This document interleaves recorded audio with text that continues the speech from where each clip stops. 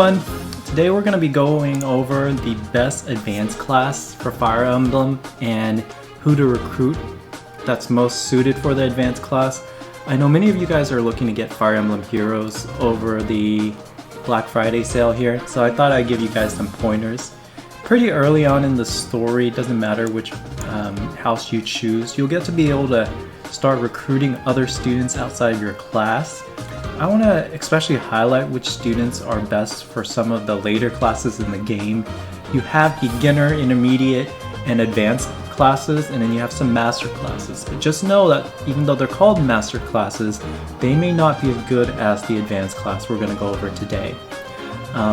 One of the things that makes advanced classes so good is it's kind of the max of a specialization. The master classes, or so they're described, they're kind of like a hybrid of two advanced classes, so they may not always be better than just the pure advanced class itself. We're going to look at characters based on their growth rates, so the percentage in which a stat will grow per level up. We're going to take a look at their personal abilities. Each of them do have a special personal abilities, and their personal weapon arts or spells, because that does play a role in which characters. Now, when we're talking about which characters are recruited and are best for an advanced class, we're talking about students only. The reason is not all instructors will participate in all routes, and likewise not everyone has access to DLC. Since it's your first time, you don't even know if you want to purchase the DLC, so we're going to talk about the core classes: Black Eagles, Blue Lions, Golden Deer. And since they have to be recruitable, I'm not talking about any of the lords, or kind of their second in command. I know Hilda, she can be recruitable, but only if you don't choose to side with Edelgard. Now, characters for each advanced class can only appear once, because you're not going to have two of the same character. You can't make them both a paladin and a fortress knight. You got to pick one, all right? And if you're recruiting them into your class, then you want them to specialize.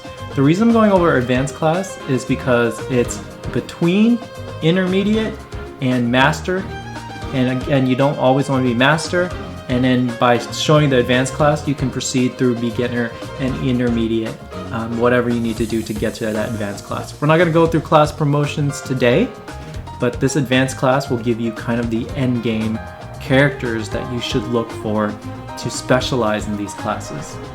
Alright, we're going to start with Hero. Now for Hero, they get the class ability Vantage. So when you're in the Hero class, you get Vantage, which means if you're below 50% health and the enemy attacks you and you're able to counterattack, you will attack them first. So I thought about who would best be in this class, and I decided it should be Felix. Now Felix is good for a lot of classes that have to do with swords, such as Swordmaster and Assassin, but the reason he's placed in Hero is because Vantage as a base ability, as a class ability, is very useful to him, and he has one of the highest strength growths in the game. So at 55 strength, and you get an additional 10%, so there's a 65% chance every time you level up to gain a strength, and there's 55 and 10, you get 65% every time you level up to gain speed. That's really all you need. He has high base dex growth as well as luck, which contributes to special. So if he's below 50% and somebody hits you, he's going to hit them first, and usually he's going to hit them first really hard so that he can either KO them. He'll probably KO them. Now, Defiant Strength is the master ability, so if you master this class, you get Defiant Strength. It actually stacks with Vantage in the sense that below 50%, you always get to attack first if the enemy is attacking you, and you can return fire. And Defiant Strength is if you're below 25% health, he gains additional might. He gains additional strength on that initial first return blow. Now, he has what we call the Crest of Fraldarius.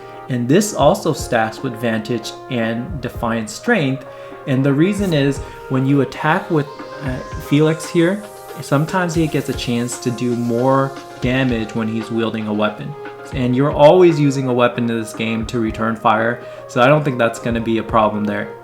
One of the neat things that he has is he has Solitary Wolf, which means that if there's no battalion equipped, he gets an additional 5 damage. So basically, don't give Felix the battalion. He's going to hit hard. If he's going first, he's going to hit hard fast, and with the speed, he's probably going to double. And if he's being attacked, he's going to return fire first if he's below 50% health, and he's going to do a lot of damage to the enemy. Since we're primarily focusing on hero, he has some skills that contribute to him being a hero class. So he has Sundered and Finesse Blade. These are his personal weapon arts. You can learn other weapon arts as you level up the skill for sword. These are his personal one. And definitely you would want Finesse Blade because that does damage based on dex there. Now, if you want to give him fist weapons or heavy or a bow as well, he has those skills. They work. I think Felix is best when he's just going in there and hitting him with the swords. Swords are some of the fastest weapons in the game, and he can usually double attack with them. He has pretty solid defense, so if he gets hit back, it's alright. And then even if he's below 50%, he's going to be able to return heavy fire. So definitely Felix. For the hero class, you get basically 75% HP growth per level, 65% strength, and 65% speed. Pretty solid dex for the crit, and luck for the crit, and pretty average defense here. Okay, he's not going to be good against mages. You see he actually has poor resistance stats, so watch out against mages. And there's actually -5. His, I'm going to call it an artifact weapon, is actually a shield, so that actually pairs really well with him in the hero class. Okay. Alright, so the next one here we have Swordmaster. And for Swordmaster, Felix could have also fit this, but since we already put him in hero, and since hero is male only, I'm looking for a female Swordsmaster. And the best female Swordsmaster has to be Petra. Now in this class, she gets basically 70% HP growth, 50% strength, which is very, very nice. But here's where she stands out. She has very, very high dexterity. She has best amongst the students in speed, right? And if you add her 60 personal speed growth with the 20% from being Swordmaster, there's an 80% chance she's going to gain a speed point every time. So that's actually really, really high. She does have poor resistance as well, so some of these Swordsmasters, they're not going to be able to take a mage hit, but they're there to do damage a lot, and quick damage. Quick and heavy hitting damage. Same with the average defense here. One of the things that really help her out is Hunter's Law, and what I mean by that is if the foe has less than 50%, she gains 20% crit, compiled with a 10% crit here, and in her high luck and high dexterity, she's almost certain to kill whoever you've already damaged and it's below 50%. So Petra's there as the cleanup crew. In fact, she can probably clean up herself if she gets that first hit that knocks them below 50%. All of these begin to stack here, and then she's going to take out that enemy. She's a great Swordmaster who can also use a bow, because when she's using a bow, she has some debuffs with Waning Shot here. And you can actually pal on axe as well. You know, axes are heavy hitting, and even though they hit very hard, they have low hit rate, which means they're kind of inaccurate, but due to her high dexterity, that kind of cancels out that problem. So definitely would recommend Petra for Swordmaster. She's going to do a lot of crit, and if the enemy is already damaged, you're most likely going to kill them. Okay, next we're going to look at Assassin. And for Assassin, I actually had a really, really hard time picking the one I like, but it turns out Ignatz is actually a fairly good Assassin. So let me tell you why. In addition to the 55% HP growth, he has the 70% dexterity growth here, and 70% speed. So 70% chance on level up of gaining a dex point or a speed point, and he actually has highest luck stat in the game. And why do we think Ignatz is the best? Why do I think Ignatz is the best as an assassin? Because of the high luck compiled with the high dex and speed. This class also gives him lethality and assassinate. Now lethality is every time you damage an enemy, you get basically 25% of your max dex stat. It's actually 0.25% of your dex stat So for instance, let's say you have a very high dexterity, you'll have a higher chance of just one hit KOing the enemy, right? And we want the high speed because we want to double every enemy we hit. So if you have speed that's more, or if you have attack speed that's more than 5 of the enemy, then you will automatically attack twice. His master art is also assassinate, which means that you can do a combat art, and if it hits, it will instantly kill that enemy. So if you combine that with the lethality skill, with his high dexterity, luck, and speed, he's going to have 2 chances every time he attacks to one hit KO the enemy, especially when he's using his combat art. Okay. With this class, he also gets the utility of being able to open any locks with lock touch and stealth, which means enemies are not going to attack him. They're going to more likely ignore him and go over to kill somebody else. And that's important because he has low defense. He only has 25 defense here, and he's not that strong, which is why we need that assassination one-hit KO moves and art. And mixed with that, he's going to be able to kill the enemy. His personal ability will help him even more because it guarantees that he's going to be able to hit with the increased hit rate here. So if he's using a bow, he gets the 20% hit. If he's using swords, he's going to get the 20% hit, whatever he's using. So one of the strategies is you can either pair him with like a really fast weapon, so Brave Sword. Brave Sword allows you to attack twice. And because he has such high speed and high dexterity and luck, he's most likely going to be able to attack the same enemy up to 4 times. And since it's going to be 100% accurate, there's a chance on each of those attacks to be able to one-hit KO the enemy. You can also pair a bow with him so that you can do that damage from range.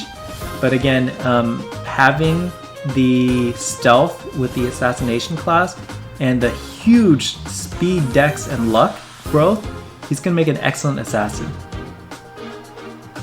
Alright, now we're going to talk about Fortress Knight. Fortress Knight is one of those classic tank class. They're wearing heavy armor, they're going to go in there and going to take damage for you. So let's talk about who I think would be the best. And I think that is going to be Ferdinand. Ferdinand has some items here that's going to help him out. So weight -5. You may want to equip this class ability because he already has a high speed growth. He only loses -10% on speed. So you add this, it's going to ensure that he doesn't get double. Pervice, this ability is actually really strong, and it means that if the enemy attacks you with a weapon, then you have a chance to take half damage. And it procs a lot.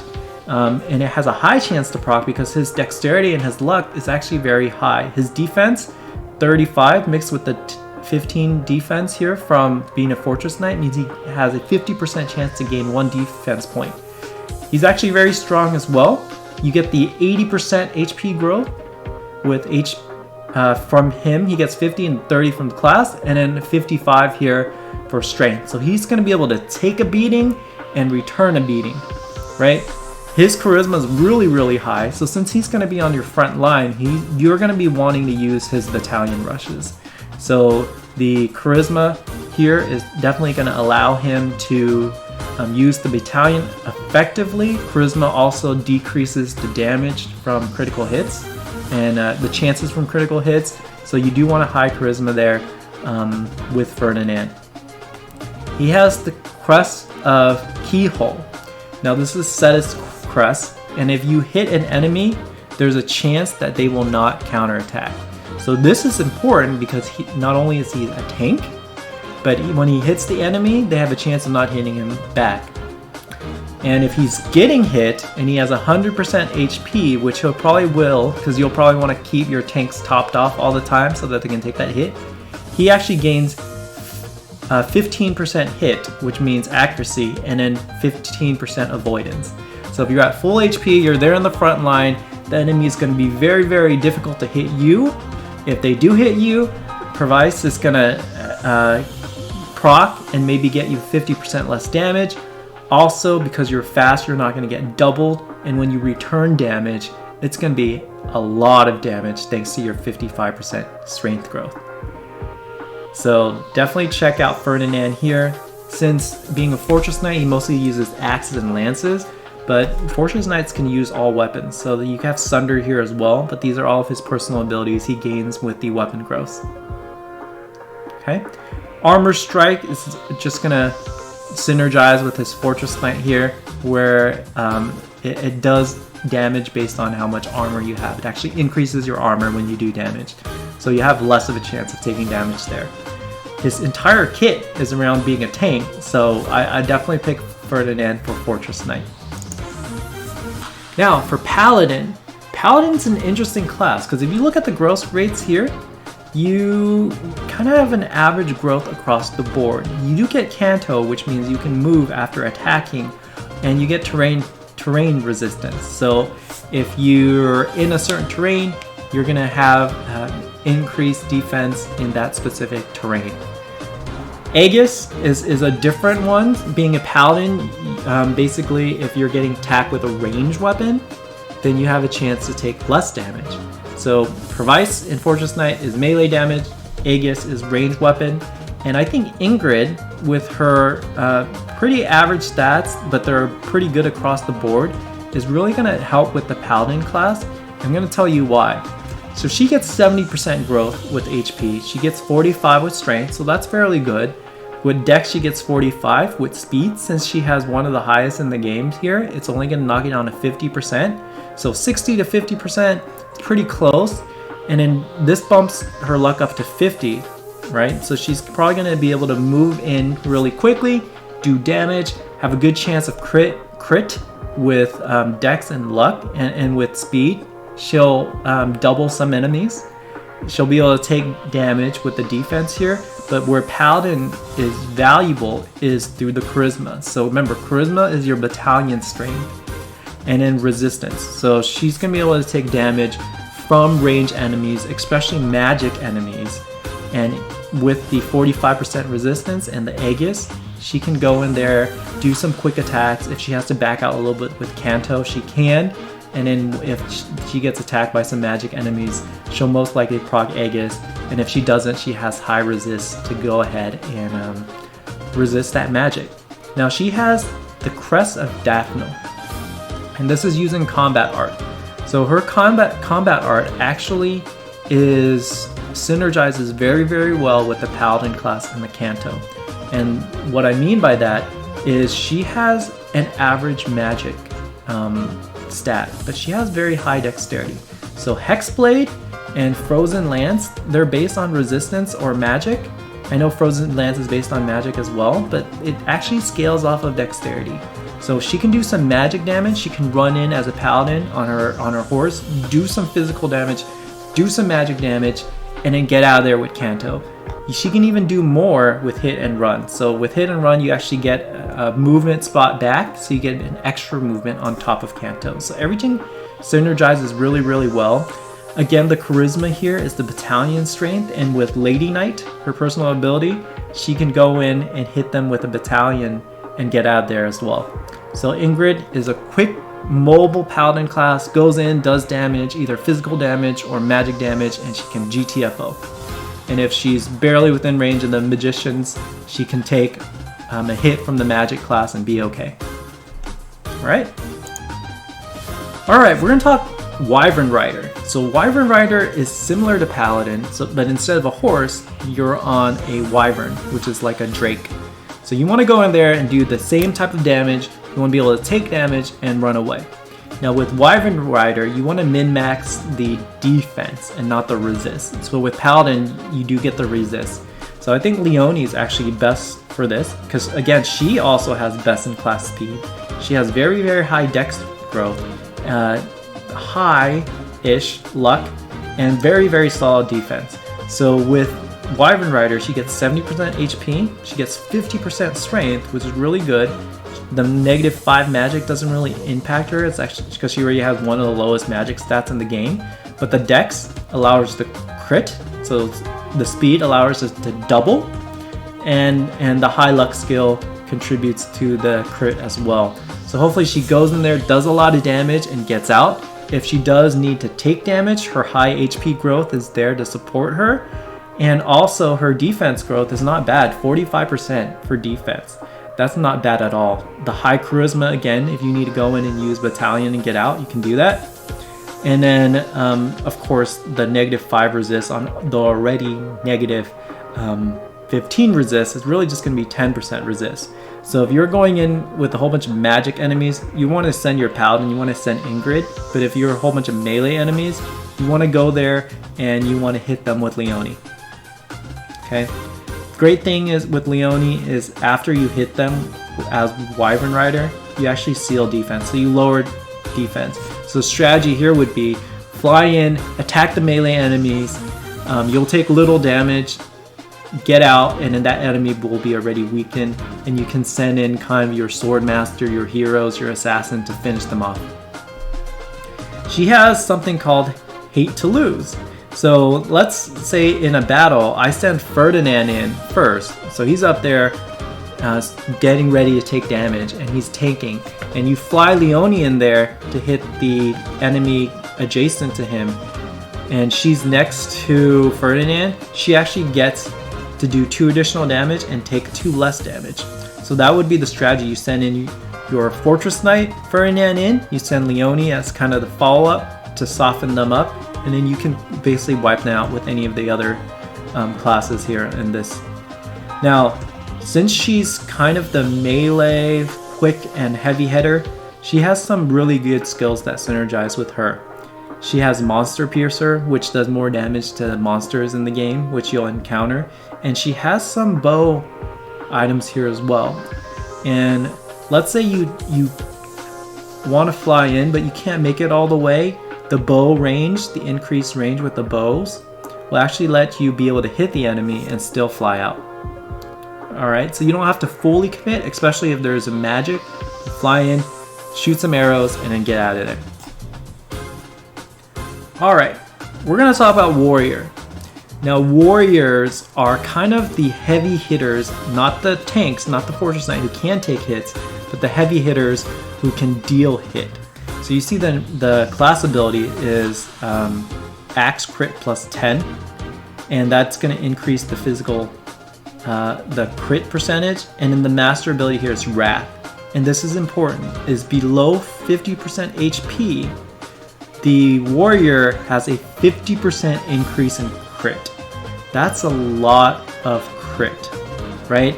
And Raphael would actually be perfect for this class because with the HP growth, he has highest in game. He has 65%, plus the 40% here. It basically guarantees you HP every single time you level up. 65% strength growth, very, very strong. The -5 in magic's not going to do anything. He actually has one of the lowest magic stats in the game here, so he definitely don't make him a mage. He has low speed, so as a warrior, you want to go in there, hit him with their strongest and heaviest weapon, and then hopefully that kills them, right?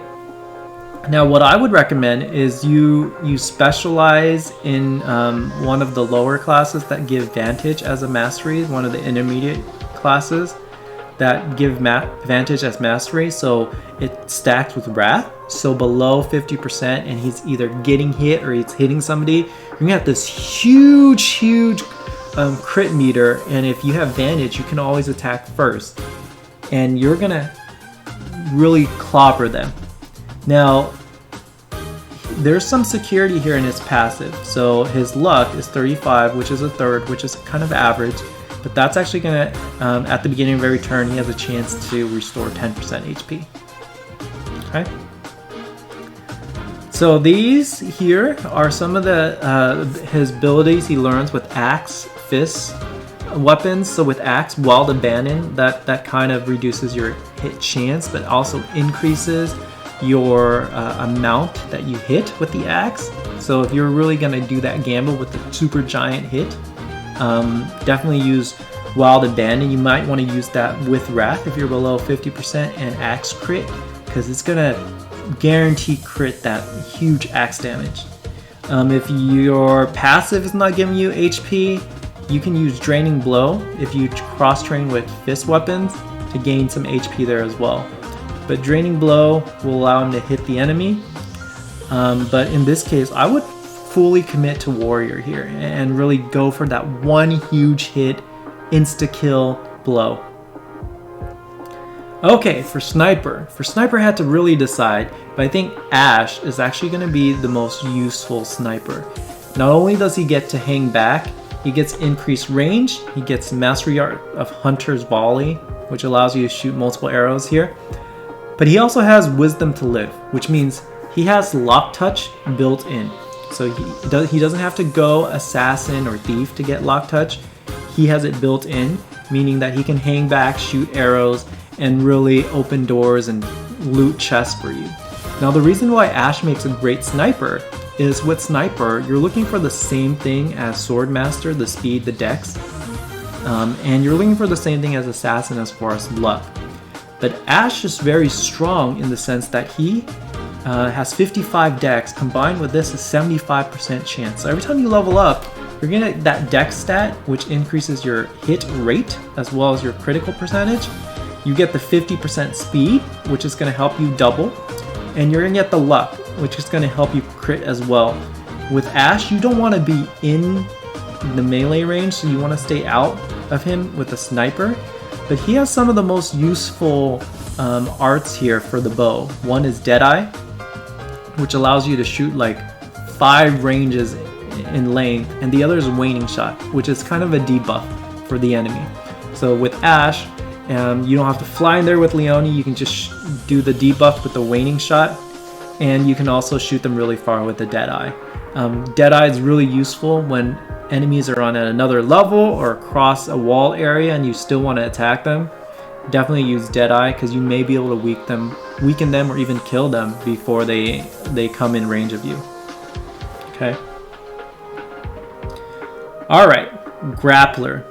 We don't even have to decide who's the best grappler because Caspar is the best grappler. And with grapple, you can use unarmed combat. I wouldn't recommend it because any fist weapon is stronger than unarmed combat, but Tonebreaker is very, very useful. So Tonebreaker means he has increased hit and avoidance when he's hitting a magic enemy. And Caspar is great because with his 55 HP growth and the 40 from the class, basically you get a 95% chance whenever you level up to gain HP. So a very, very good chance. Gets a 55% from gaining strength, and with dex and speed is 55% chance here, and the luck. So we want to prioritize these because with fist weapons you're going to hit twice anyways. With your fairly high speed, you can probably hit somebody 4 times with your fist weapons when you're attacking. And if you're insecure about killing magic foes, which you shouldn't need to be, because most of the time Caspar can kill them in just 2 hits, you can put on Tonebreaker and hit them all 4 hits and make sure they're dead. The reason he's so good is when he goes into Brawl, he gets his passive ability, Parlor, which makes the enemy have -10 avoidance. So they can't avoid his hits, he can hit them multiple times, and he's fairly strong. All of his learn arts here complement his strength, so you can do increased damage with fist weapons, or you can even give him an axe as his secondary weapon so he can do that giant hit. It's not as strong as the dedicated warrior class and Raphael, but definitely Caspar, for your grappler, is going to beat the crap out of any squishies. Okay, Warlock. Did we have any doubt it was going to be Lysithea? We did not. Lysithea is your Warlock. She is very strong. She has best in class magic and best in class dexterity, which means she can hit quickly along with her speed. She can do a lot of damage, have high chance to crit. She doesn't have luck, but she can do a lot of damage, and she probably can hit twice with her magic, because magic's fast. There's not weight penalty to magic. So definitely I would train Lysithea, and the reason why people prefer her is she secretly has 2 crests. So first one, Crest of Charon. If she's using a combat art, which you probably won't if you're using Lysithea, Maybe you have like a sword or something, so that you can use a combat art, but don't do it. But her secret seal, her secret crest, is the crest of Gouster, which occasionally raises might during magic attack. So not only is she really strong with her magic, but that crest will allow her to increase her magic damage as well when it procs. Right? She has Prodigy, which allows her to double any sort of experience in battle. So instead of gaining 2 skill points for every time you attack, she gains 4. And this is going to be useful because we eventually want to go to Grimory with Lysithea, being the warlock, because Grimory allows you to use both black and white magic very effectively. And warlock is kind of the step there. But 70% magic growth, that is huge. Along with the base 60 in dex and 50 in speed, she's all set. You don't want to get her near melee, because with -5 here, there's only 5% chance she gains defense, but she doesn't need to get in melee range if she can just blow everyone up from long range. The other neat thing with Lysithea is the spells that she learns. These are dark magic spells. They're not black magic spells, they're dark magic spells, but she learns them automatically by leveling up the black magic. And I say that is because with Dark Bishop, it's male only, but you need a special seal. It's called the Dark Seal. There's one enemy that drops it, and you need to defeat that enemy to get the Dark Seal, so you may not even get to level into a Dark Bishop. But let's talk about who's going to make the best Dark Bishop. It's going to be Lawrence.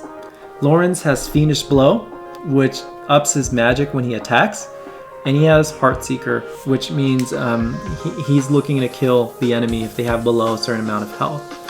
Life Taker is the mastery ability here, which means that when he kills an enemy, he gets a percentage back of the HP that he killed. Okay, so with Lawrence, Dark Bishop is going to bump his magic growth to 50. You're going to notice why I pick Lawrence is because he has fairly strong strength as well. He has 40 strength. So every time he grows up, he has 40 strength.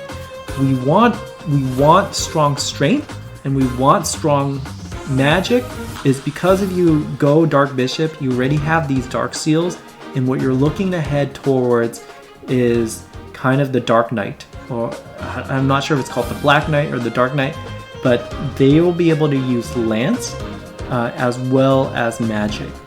And you can see that's actually going to be beneficial because his learned weapon art is Frozen Lance, which does magic-based damage with the lance. And also his learned spells, he learns some of the strongest spells in the game. He learns Sagrate, which is a very strong and accurate spell, short range. Ragnarok, very strong spell. And Agnia's Arrow, which is one of the strongest spells in the game. Only a few people learn this one. The Crest of Gloucester, just like Lysithea, is going to occasionally raise his magic attacks. So whether you're doing Frozen Lance, which is a magic attack, or one of his spells, he's going to do a lot of damage. He automatically basically gets 2 free damage dealt by having a battalion equipped. So as long as you have a battalion equipped, then he's going to get this +2 damage. So automatically, this makes him a strong Dark Bishop and potentially a Dark Knight. Okay. Now the last class we're going to go over today is Marianne, the Bishop class. Now the Bishop class, I said with Marianne, I thought really long and hard about who is the best Bishop because there's really good competition. You have Mercedes, who has very similar stats, growth rates as her, and you have Dorothea, who automatically heals 10% of allies' HP that are near her. The issue with Bishop is that most of the time, since their movement is not as great as the other units, they're behind. So you're healing people through range magic. So requirement for Bishop is Physics. You need to have the Physics heal spell. It's a spell that lets you heal your allies from range, and you need that. Another thing that you need as Bishop is a way to regenerate your own HP. Now, Mercedes has lived to serve as her personal ability, which every time she heals somebody, she also heals herself. Dorothea does not have this, so she's gonna rely on the renewal passive once you master a bishop, which allows you to regain HP each turn. But Marianne has a unique one. So remember we were talking about those hit and run strategies with the Wyvern Riders and the Paladins. She just needs to be up to where they are, because if she rests next to them, if she ends her turn next to them, at the beginning, she actually gains 20% HP. That's a lot of HP, and if you pair that with renewal, it's going to be massive, right? Now, one of the things that makes Marianne my choice is she has a very, very rare spell, and only 2 people have it if you don't have the DLC. One is Claude, so you have to play Golden Deer and you have to have Claude use white magic to have it. And the other is Manuela, and in some routes she joins you, some routes you may not have that chemistry with her. So definitely Marianne has that spell, and that spell is Silence. This spell is so useful. You get 2 usage per map, and if you have white magic, you can use it more times. But basically Silence disables any of the enemy's mage. So if they have any mage or they have any magic users that might kill you, or let's say you move your units, you move Ferdinand or one of your warriors in a position that they're about to die and you didn't realize it, you can use Silence on the mage, and the mage is basically useless on the enemy turn. They can't do anything on the enemy turn. So by having Silence, that's actually very useful. So she has everything you need for Bishop. She has the long range physics heal. She has Silence, which is also rare, and she has Aura. Aura is actually one of the strongest white magic, faith magic in the game. So definitely suitable to Marianne. Don't make her a warrior. She has very low strength growths, but her magic growth is going to be 60% with this class. You don't want her to be in melee range. Again, low strength, low defense here. Her resist is actually the best in the game. So if you're up against a mage, bet your ass that you're going to be able to take that damage and deal some damage back with either Aura or one of your black magic spells. The high charisma allows you to use a lot of battalions effectively. There's some really strong battalions in the game that heal the entire party or in a certain area, or allows them to move again. So definitely use Marianne with those battalions. It's going to contribute to how effective she is. She also has a very wonderful story growth, but in this video we're just talking about strength, and I think Marianne and Silence is a must, especially when you're playing on the harder difficulties. That Silence spells is definitely going to be useful. Alright guys, so that brings us to the end of the video. Hopefully this helps, especially with many of you buying Fire Emblem Three Houses this Black Friday. This guide should help you. And if you like the content, please like the video and subscribe. Thanks guys. Have a good rest of your day. Bye.